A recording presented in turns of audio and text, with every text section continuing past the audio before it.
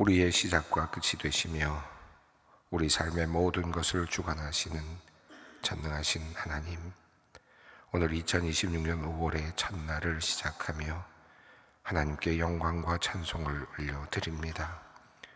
우리에게 새 시간을 주셨고 또 다른 기회를 주셨으니 이것이 은혜이고 우리의 감사입니다. 주님께서 우리를 사랑하시며 또한 가장 좋은 길로 우리를 이끌고 계심을 믿고 신뢰합니다. 혹시나 힘들고 어려운 일이 우리 앞에 놓여 있을지라도 주님께서 우리와 함께 하시며 선하게 인도하심을 믿으며 당당하고 힘차게 오늘을 살게 하여 주시옵소서. 하나님, 오늘 우리의 눈과 귀를 열어주시기를 기도합니다. 엠마오로 가던 제자의 눈을 여시어 부활을 주님을 보게 하셨던 것처럼 우리가 부활하신 주님을 보게 하여 주시옵소서. 다메섹으로 가던 바울의 귀를 여시어 부활하신 주님의 음성을 들을 수 있게 하셨던 것처럼 우리가 부활하신 주님의 음성을 들을 수 있게 하여 주시옵소서. 부활의 소망이 얼마나 강력한 힘이 되는지를 몸소 체험하며 이 땅에서 기쁨으로 살며 부활의 증인으로 살아가는 우리가 되게 하여 주시옵소서. 하나님, 부활의 능력 가운데 거하지 못하고 이 세상의 풍파에 매여 살아가는 이들을 생각하며 기도합니다. 특히 관계의 단절 속에서 깊은 고립감과 외로움을 견뎌내는 이들을 불쌍히 여겨 주시옵소서. 급변하는 세상 속에서 사람들은 더욱 소외되고 관계는 갈수록 파편화되어 가고 있습니다. 채워지지 않는 영혼의 갈급함을 안고 살아가는 사람들에게 잃어버린 한 영혼을 찾으시는 주님께서 친히 찾아가 만나 주시옵소서. 사람의 온기만으로는 채울 수 없는 영혼의 공허함을 성령님께서 직접 채워주시고 타인과 진실한 마음을 나눌 수 있는 은혜의 통로를 열어 주시옵소서. 더불어 우리 교회가 더욱 넓고 따뜻한 공동체가 되기를 소망합니다. 고통받는 이들을 넉넉히 품어 안는 하나님의 따뜻한 품이 되게 하여 주시옵소서. 하나님, 국가의 휴일인 노동절을 보내며 주님께 기도합니다. 우리에게 할 일을 주시고 그 일거리를 통하여 삶의 활력을 얻게 하시며 기쁨을 누리게 하시는 하나님, 우리가 매일 마주하는 일터가 단순히 생계를 유지하는 수단에 그치지 않기를 원합니다.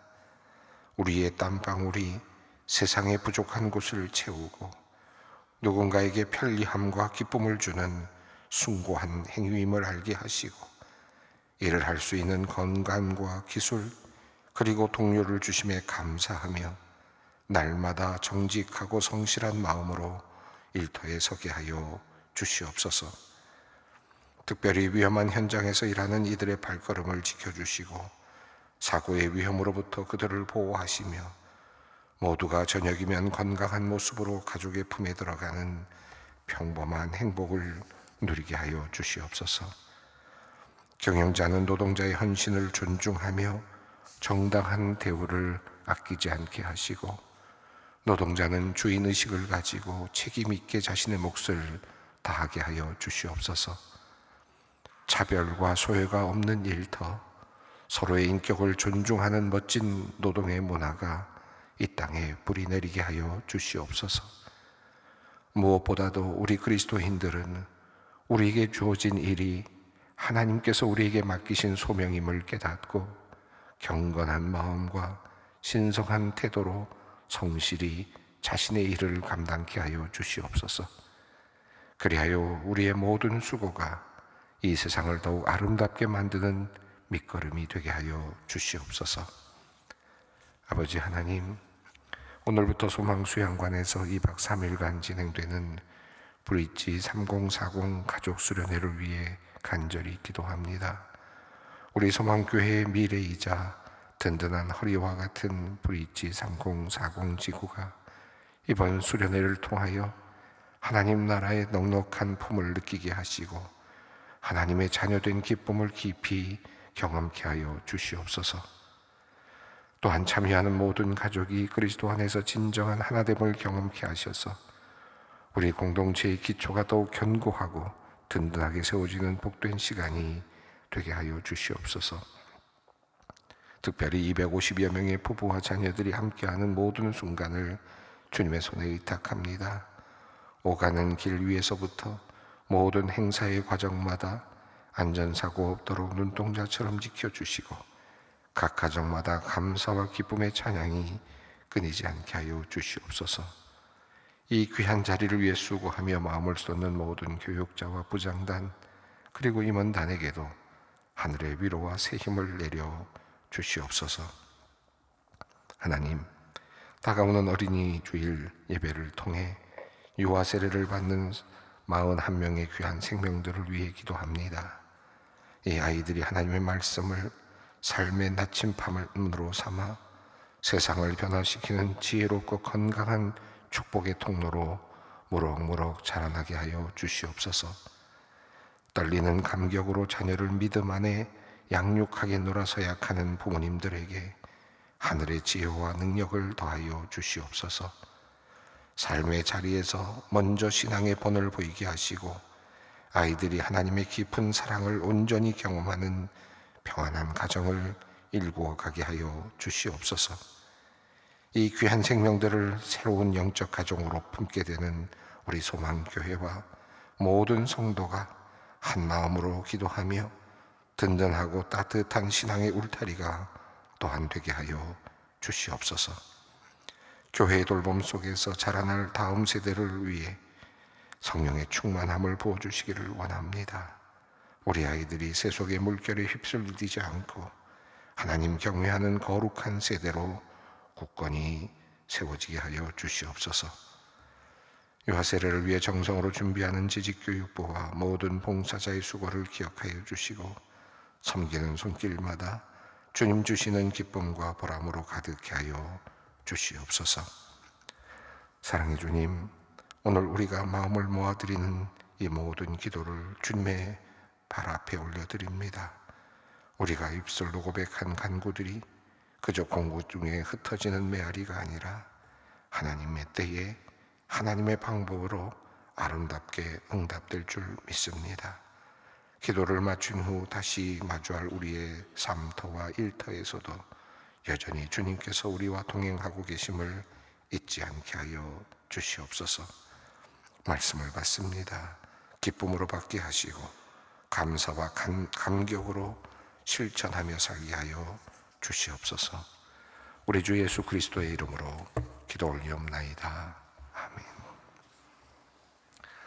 오늘의 말씀입니다. 이사야 19장 1절로 15절까지 말씀입니다. 이사야서 19장 1절로 15절까지 말씀을 함께 봉독하겠습니다. 애굽에 관한 경고라. 보라, 여호와께서 빠른 구름을 타고 애굽에 임하시리니 애굽의 우상들이 그 앞에서 떨겠고 애굽인의 마음이 그 속에서 녹으리로다. 내가 애굽인을 격동하여 애굽인을 치리니 그들이 각기 형제를 치며 각기 이웃을 칠 것이요 성읍이 성읍을 치며 나라가 나라를 칠 것이며 애굽인의 정신이 그 속에서 쇠약할 것이요 그의 계획을 내가 깨트리리니 그들이 무상과 마술사와 신접한 자와 요술객에게 물으리로다. 내가 애굽인을 잔인한 주인의 손에 붙이리니 포악한 왕이 그들을 다스리리라. 주 만군의 여호와의 말씀이니라. 바닷물이 없어지겠고 강이 잦아서 마르겠고 강들에서는 악취가 나겠고 애굽의 강물은 줄어들고 마름으로 갈대와 부들이 시들겠으며 나일 가까운 곳 나일 언덕의 초장과 나일강 가까운 곡식밭이 다 말라서 날려가 없어질 것이며 어부들은 탄식하며 나일강에 낚시를 던지는 자마다 슬퍼하며 물 위에 그물을 치는 자는 피곤할 것이며 세마포를 만드는 자와 배 짜는 자들이 수치를 당할 것이며 그의 기둥이 못 부서지고 품꾼들이 다 마음에 근심하리라. 소환의 방백은 어리석고 바로의 가장 지혜로운 모사의 책략은 우둔하여졌으니 너희가 어떻게 바로에게 이르기를 나는 지혜로운 자들의 자손이라 나는 옛 왕들의 후예라 할 수 있으랴.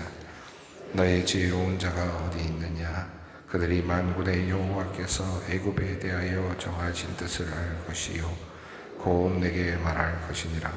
소안의 방백들은 어리석었고 노베 방백들은 미혹되었도다. 그들은 애굽 족속들의 모퉁이 또리건을 애굽을 거룩하게 하였도다. 여호와께서 그 가운데 어지러운 마음을 섞으셨으므로 그들이 애굽을 매사에 잘못 가게 함이 취한 자가 토하면서 비틀거림 같게 하였으니 애굽에서 머리나 꼬리며 종려나무 가지나 갈대가 아무 할 일이 없으리라. 아멘. 예, 많은 열강들, 특별히 당시에 이스라엘 남유다를 둘러싸고 있었던 수많은 열강들의 하나님의 심판의 말씀이 계속 이어지고 있습니다. 이사야서의 이 전체적인 흐름 속에서 이 말씀들은 결국은 모든 제국은 무너질 것이고 모든 열강도 그들이 자랑하는 모든 것들을 다 잃어버리게 될 것이다. 그런 날이 반드시 올 것이다 라는 메시지와 더불어 그리고 모든 만국의 백성들이 하나님께 예배하는 날이 올 것이다. 하나님을 진정한 하나님으로 아는, 진정한 분으로 아는 그런 때가 올 것이다 라고 하는 메시지를 담고 있습니다. 그래서 당시에 수없이 변화되고 있는 수많은 그런 정치적인 격변, 외교적인 상황들 이런 것들을 지금 보면서 떨고 있는 남유다의 백성들, 강대국들이 계속해서 나타나고 그들을 통해서 또 많은 압제를 받아야 되고 전쟁도 경험해야 되는 이 남유다의 백성들, 또 이스라엘 백성들을 향하여서 하나님께서는 또 먼저 하나님께서는 그들을 향한 심판을 말씀하시긴 하셨지만 또 모든 열강들도 결국은 다 하나님께서 심판하신다라고 하는 메시지를 주심으로써 또 다른 한편의 위로의 말씀을 주고 계시기도 합니다. 오늘은 애굽에 대한 예언의 말씀이죠. 앞서서 다메섹, 아람 족속들과 에브라임이 동맹을 해서 남유다를 쳐들어오는 장면을 연상하게 하는 장면, 그런 내용이 나왔습니다. 서로 동맹을 하고 그리고 아수르를 대항하면서 또 아수르를 대항하다는 그런 제안에 협력하지 않은 남유다를 향해서 쳐들어오고 있는 그런 모습이 표현되었는데요. 17장 12절부터 14절 앞선 부분에서 슬프다라는 말씀으로 이야기가 시작이 되면서 슬프다라는 단어로 시작됐던 표현이 하나 있었고 또 바로 어제 본문에서도 18장에서도 슬프다라는 말씀으로 시작된 말씀이 하나 있었습니다. 이 슬프다라는 말씀을 할 때마다 어떤 내용이 있었느냐면 큰 물결이 17장에서는 큰 물이 몰려오는 것 같이 그렇게 병사들이 몰려오는 장면이 표현되었는데 그런데 하나님께서는 보라 저녁에 그들이 두려움 가운데 들어가고 아침이 오기 전에 그들이 사라져버렸다라고 하는 말씀을 하셨죠. 그리고 또 우리가 어제 읽었던 바로 그 구스와 관련된 그런 말씀에서도 슬프다라는 말씀으로 시작이 되었는데 그들이 민첩하게 오가면서 날개치는 소리 같은 그런 땅에서 와서 방백들을 보내고 또 민첩한 사절들을 보내고 대사들을 보내고 열심히 그렇게 노력을 하면서 그 나라의 생존을 위해서 그 나라의 번성을 위해서 노력하지만 그러나 하나님께서 조용히 바라보고 계시고 마치 포도나무의 가지를 언제 꺾을 것인가 어느 가지를 칠 것인가를 생각하시다가 정한 때가 되었을 때 그 모든 것들을 치는 것처럼 그렇게 행하신다라고 하는 말씀이었습니다. 여기도 앞에 슬프다라는 말씀이 나왔습니다. 정말 하늘 위에서 내려다 보는 것 같은 그리고 모든 것을 다 이렇게 보고 있는 것 같은 그런 장면으로 슬프다. 인간이 끊임없이 외교적으로 또 동맹을 맺고 군사적으로 동맹을 맺고 나름대로 어떤 일을 도모하고 하지만 더 먼 곳에서 조용히 그것을 바라보고 계시는 하나님, 그 하나님께서 어떤 일을 하시느냐에 따라서 어떻게 결단하시느냐에 따라서 결국 모든 것은 달라지고 만다. 이 역사는 그렇게 흘러가고 있다라고 하는 사실, 우리들의 인생도 또한 그렇게 흘러가고 있다라는 말씀을 우리에게 전하십니다. 자, 오늘 본문 말씀도 여전히 같은 맥락 안에 있는데 오늘의 주제는 애굽입니다. 이 애굽은 이미 오래전에 이스라엘 백성들이 400여 년 동안 그곳에 가서 종노릇 했던 나라고 위대한 나라죠. 역사적으로도 이런 나라가 없었을 정도로 위대한 문명을 이루었던 나라입니다. 대단한 그런 힘을 가지고 있었던 나라.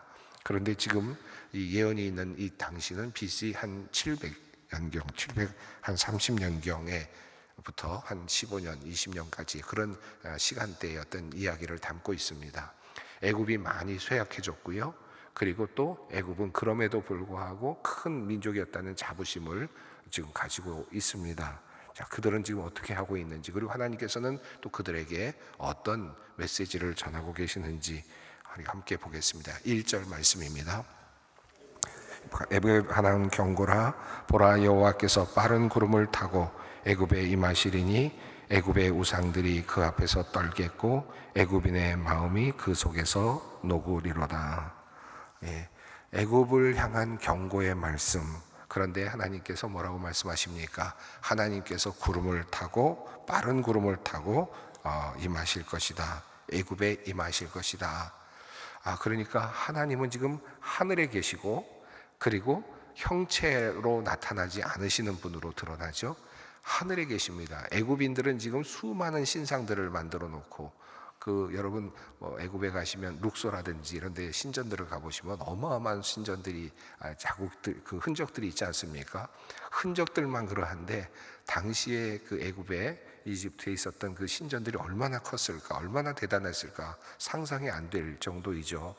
그런데 그 수많은 신전들을, 위대한 신전들을, 어마어마한 신전들을 지어놓고 그것에서 경배하며 위대한 민족을 이루고 있었던, 위대한 나라를 이루고 있었던 나라가 바로 이 애굽, 이집트였습니다.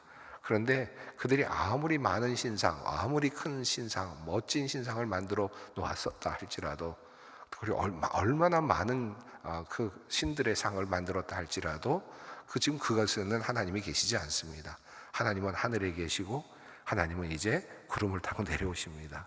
그들이 지금 신이라고 믿었던 그 많은 것들은 사실은 아무것도 아닌 허상에 불과하죠. 저도 한번 룩소라고 하는 것을 다녀온 적이 있는데, 아주 오래전에 다녀왔는데 그때 가서 깜짝 놀란 것이, 어마어마한 신들의 상들이 그냥 그 신전 안에 가득한 걸 보는데, 어마어마하게 큰 신들의 상들이 있는 것을 보면서 깜짝 놀랐던 적이 있었습니다. 애굽의 우상들이 이제 그 앞에서 떨겠다. 하나님께서 내려오시면 그 우상들은 실체가 드러납니다. 아무것도 아닌, 아무런 능력도 없는, 그리고 자신의 우상의 실체가 폭로되는 거죠. 하나님의 강림은, 진정한 신이신 하나님의 강림은 모든 헛된 신들, 잘못된 것들, 우상들의 실체가 드러나게 만드십니다. 하나님께서 지금 애굽을 향하여 말씀하시는데, 그들의 자랑거리였던 신전들, 그들의 자랑거리였던 신상들, 우상들, 이 모든 것들이 이제 다 두려워 떨게 되는 그런 때가 올 것이다. 모든 이 애굽의 사람들이 자랑하고 있고 믿고 있었던, 신뢰가 있었던 그 터전이 무너질 것이다 라고 하는 말씀이 첫 번째 내용입니다. 자, 2절 말씀을 또 읽습니다. 내가 애굽인을 격동하여 애굽인을 치리니 그들이 각기 형제를 치며 각기 이웃을 칠 것이요 성읍이 성읍을 치며 나라가 나라를 칠 것이요. 애굽은, 이집트는 위대한 나라를 이루고 있었고, 그리고 큰 제국을 이루어가고 있었지 않습니까? 오랫동안. 그런데 그 안에서 끊임없는 내전이 일어나고 끊임없는 격변이 일어났습니다. 특별히 당시 BC 730년부터 15년 사이에는 어마어마한 끊임없는 격변들이 일어난 것을 역사학자들도 보고 있습니다. 그러니까 그 외에도, 그 전에도 그랬고, 끊임없이 그 안에서 내분이 일어나고 분열이 일어나고, 그리고 서로가 분열되는, 서로 싸우는 그런 일들이 일어났습니다. 아무리 위대한 나라를 만든다고 할지라도 결과적으로는 그런 분열을 통해서 망가져가고 있는 그런 모습입니다. 3절입니다. 애굽인의 정신이 그 속에서 쇠약할 것이요 그의 계획을 내가 깨트리니 그들이 우상과 마술사와 신접한 자와 요술객에게 물으리로다.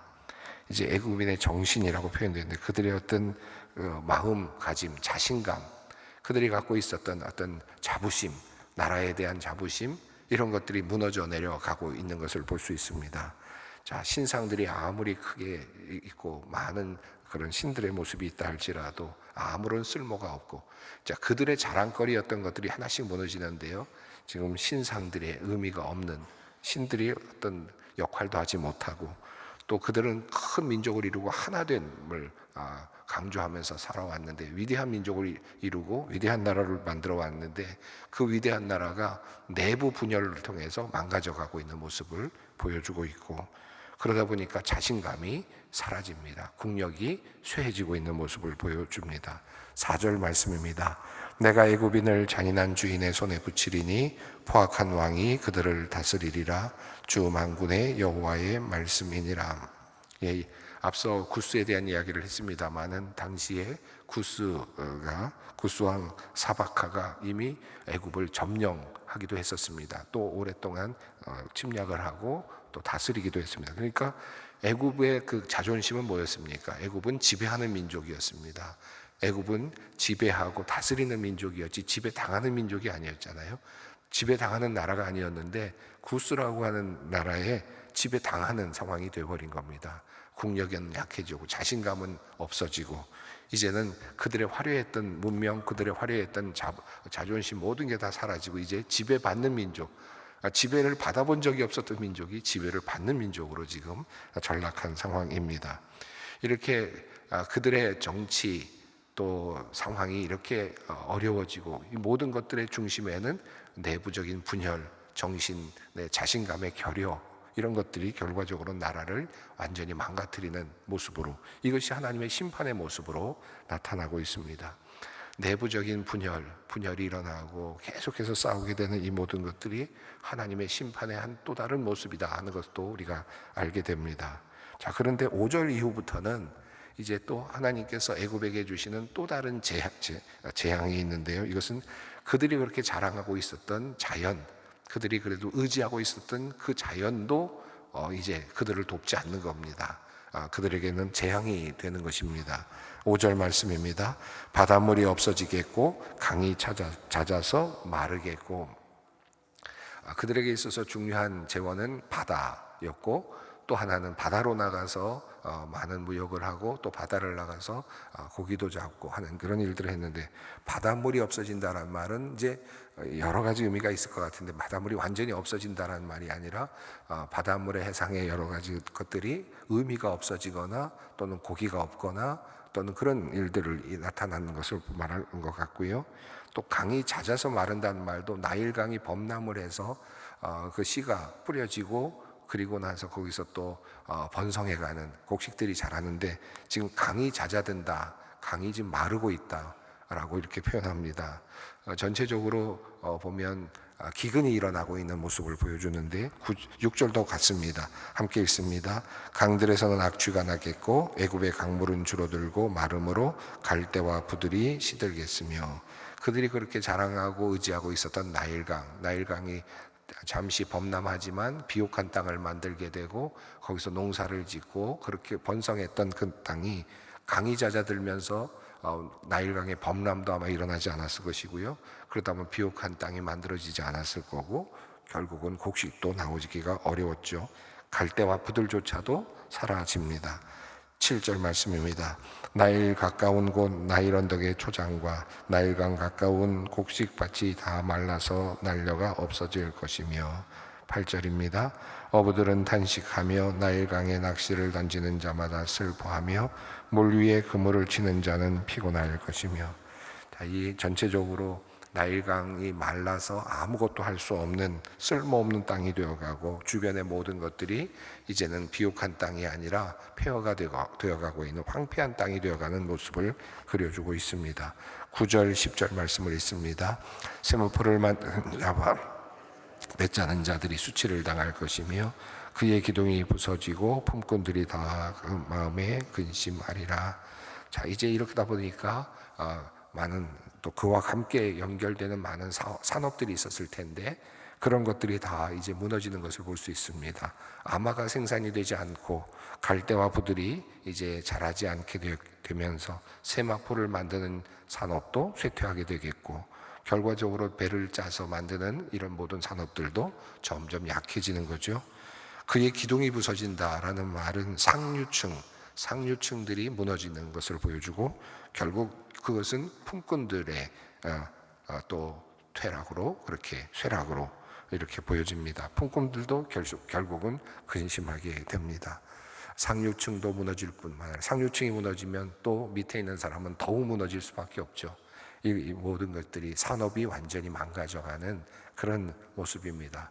그 위대했던 애굽이 하나씩 망가져가는데, 그 가운데 그 중심에는 내부적인 분열이 있습니다. 그 위대한 나라가 내부적인 분열을 통해서 무너지게 되고 자신감을 잃게 되고 지배를 받게 되고, 거기에다가 자연의 재해가 오게 되고, 자연의 재해를 통해서 모든 산업도 이제는 망가져가게 되는 그와 같은 참으로 처참한 그런 나라의 형편이 됩니다. 11절부터는 그들이 그렇게도 자랑했던 그런 외교적인 전술 또는 지혜, 어떻게 나라를 이끌 것인가에 대한 그런 것들에 대한 그것들이 무너져 내렸던 또 모습을 보여주고 있는데요. 11절 말씀 읽습니다. 소안의 방백은 어리석었고 바로의 가장 지혜로운 모사의 책략은 우둔하여졌으니 너희가 어떻게 바로에게 이르기를 나는 지혜로운 자들의 자손이라 나는 옛 왕들의 후예라 할 수 있으랴. 이 소안의 방백 또는 노비라는 그런 도시도 나오는데, 구약에서 자주 나오는 이집트의 그런 도시 성읍들 이름이죠. 아마도 이 소안은 애굽에서 그 외교적인 전략을 자문했던 그런 사람들이 살고 있었던 도시였을 가능성이 있습니다. 소안의 방백은 어리석었다라는 것은 지혜를 내어놓고 외교적인 전략을 짜던 그들은 지혜롭지 않았다라는 뜻이죠. 12절 말씀입니다. 너의 지혜로운 자가 어디 있느냐? 그들이 만군의 여호와께서 애굽에 대하여 정하신 뜻을 알 것이요 또 내게 말할 것이니라. 진정한 지혜는 하나님의 뜻을 아는 것인데, 그들은 하나님의 뜻을 알 수가 없는 거죠. 하나님의 뜻이 무엇인지도 모릅니다. 그러면서 나름대로 지혜를 지금 짜내고 있지만 그 지혜는 어리석을 수밖에 없습니다. 13절 읽습니다. 소안의 방백들은 어리석었고 노베의 방백들은 미혹되었도다. 그들은 애굽 종족들의 모퉁이 또리건을 애굽을 그릇가게 하였도다. 자, 그들이 아무리 지혜롭다 할지라도, 그들이 그렇게도 자랑했던 그 지혜조차도 결국은 쓸모없는 것이 되고 말았습니다. 14절이 흥미롭습니다. 함께 읽습니다. 여호와께서 그 가운데 어지러운 마음을 섞으셨으므로 그들이 애굽을 매사에 잘못 가게 함이 취한 자가 토하면서 비틀거림 같게 하였으니. 15절까지 읽겠습니다. 애굽에서 머리나 꼬리며 종려나무 가지나 갈대가 아무 할 일이 없으리라. 자, 애굽에서 지도자나 하층민이나 함께하는 모든 그것들이 다 역할을 감당하지 못하게 되었고, 결국은 나라가 점점 쇠락해져 가는 모습입니다. 그런데 여기 보면 14절에 어지러운 마음을 섞으셨다라는 표현이 나오는데, 이게 지금 세상의 지혜의 모습입니다. 세상의 지혜자들이 지혜를 찾는데 거기에 지혜가 없는 게 아니죠. 거기에도 나름대로의 반짝이는 지혜가 있습니다. 그런데 하나님께서 지금 그 지혜자에게 주신 형벌은 뭐냐 하면, 반짝이는 지혜가 있는데 거기에 어지러운 마음도 함께 섞어두셨다. 불순물을 섞어두셨다는 겁니다. 불순물을 섞어두면 어떻게 됩니까? 지혜가 아닌 게 됩니다. 처음에는 지혜 같지만, 처음에는 잘 되는 것 같지만, 처음에는 나를 유익하게 만드는 것 같지만, 그러나 하나님께서 섞어 놓으신 이 어지러움 때문에 결국은 지혜가 아닌 거죠. 결국은 자기를 갉아먹는 것이 될 수 있고, 결국은 우리를 망가뜨리는 것이 되는 겁니다. 이 지혜, 우리가 흔히들 미혹되는 일들이 참 많은데, 어떤 것들을 보면 참 지혜로워 보이고, 하지만 거기에 불순물이 섞이게 되면 결국은 지혜가 아니죠. 우리가 하나님의 말씀을 더 깊이 붙잡아야 되는 이유가 또한 여기에 있습니다. 이 위대했던 나라 애굽이 이렇게 망가져가는 모습을 우리는 지금 예언의 말씀을 통해서 보게 되고, 이 예언의 말씀은 실제로 역사 속에서 이제 나타나게 될 것입니다. 앞으로도 또 애굽에 대한 이야기가 나오는데요. 그러나 이 멸망해가는, 망가져가는 그런 애굽, 그러나 그 안에도 하나님의 또 자비로운 뜻도 숨겨져 있음을 보게 됩니다. 오늘 우리들의 인생을 어떻게 경영해야 될 것인가, 애굽의 모습을 보면서 우리들의 삶은 어떻게 디자인하고 어떻게 나가야 될 것인가를 함께 생각해 보는 시간이 되었으면 좋겠습니다. 기도의 자리로 나아갑니다. 하늘에 계신 우리 아버지, 아버지의 이름을 거룩하게 하시며 아버지의 나라가 오게 하시며 아버지의 뜻이 하늘에서와 같이 땅에서도 이루어지게 하소서. 오늘 우리에게 일용할 양식을 주시고 우리가 우리에게 잘못한 사람을 용서하여 준 것 같이 우리 죄를 용서하여 주시고 우리를 시험에 빠지지 않게 하시고 악에서 구하소서. 나라와 권능과 영광이 영원히 아버지의 것입니다. 아멘.